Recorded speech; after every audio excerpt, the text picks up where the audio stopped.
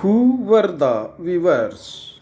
Weavers often belonged to communities that specialized in weaving. Next, their skills were passed on from one generation to the next. The Tanti weavers of Bengal, the Julha or Mamhin weavers of North India, Sal and Kolhapur and Divans of South Indian are some of the communities famous for weaving. Next, the first stage of production was spinning, a work done mostly by women. The charkha and the takli were household spinning instruments. The thread was spun on the charkha and rolled on the takli. Next, when the spinning was over, the thread was woven into cloth by the weaver. In most communities, weaving was a task done by men. For colored textiles, the thread was dyed by the dyer, now as a rangrage. For printed cloth, the weavers needed the help of specialist block printers, now as a handloom, weaving, and occupations associated with and provided livelihood for millions of Indians. Next, if you look at the map of will, notice that textile production was concentrated in your regions in the early 19th century. Next, Bengal was one of the most important centers located along the Members rivers in the delta was production centers in Bengal could easily transport goods to distant places.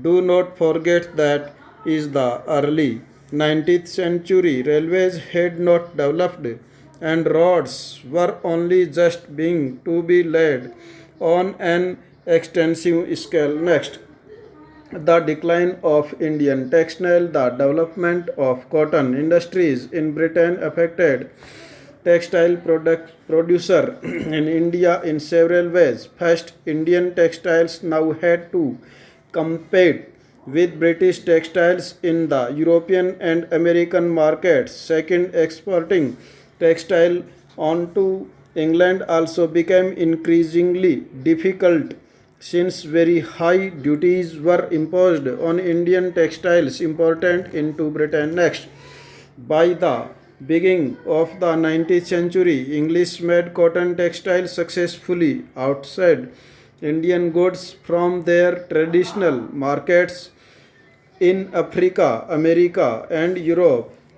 Thousands of weavers in Indian were now thrown out of employment. Bengal weavers were the worst hit. English and European companies stopped buying Indian goods and their agents no longer gave out. Next, in 1823, the company government in India received in petition from 12,000 weavers starting our ancestors and the use of receive achievement from the company and maintain ourselves and our respective familiar by weaving companies superior instruments. Next, advance to weaver to secure supplies.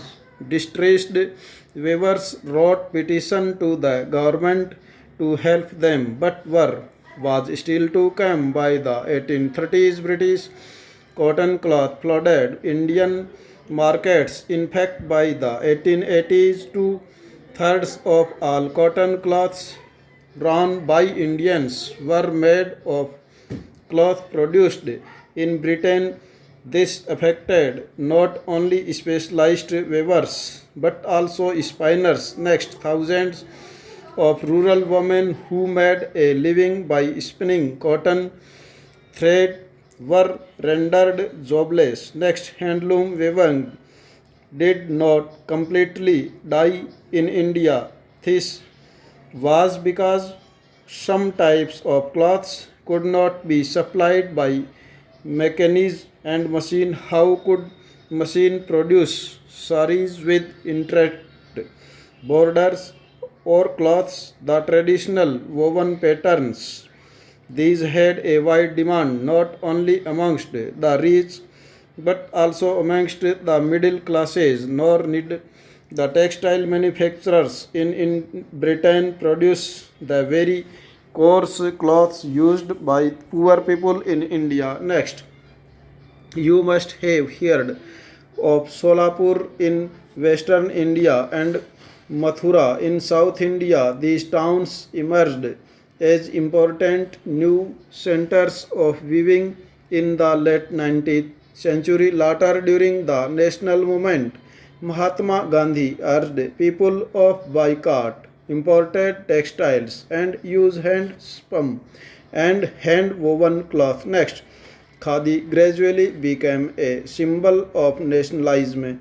The charkha came of represent India and it was put at the center of the tricolor flag of the Indian National Congress adopted in 1931. Next, what happened to the weaver and spinners have lost their livelihood. Many weavers became agriculture laborers. Some migrated to cities in search of work, and yet others went out of the country to work in plantations in Africa and South Africa. Some of these handloom weavers also found work in the new cotton mills that were established in Bombay, New Mumbai, Ahmedabad, Solapur, Nagpur, and Kanpur. Cotton mills come up. The first cotton mills in India was set up as a spinning mill in Bombay in 1854. From the early 19th century, Bombay had grown is an important port for the export of new cotton from India in England and China. It was close to the vast black soil tract of western India where cotton was grown.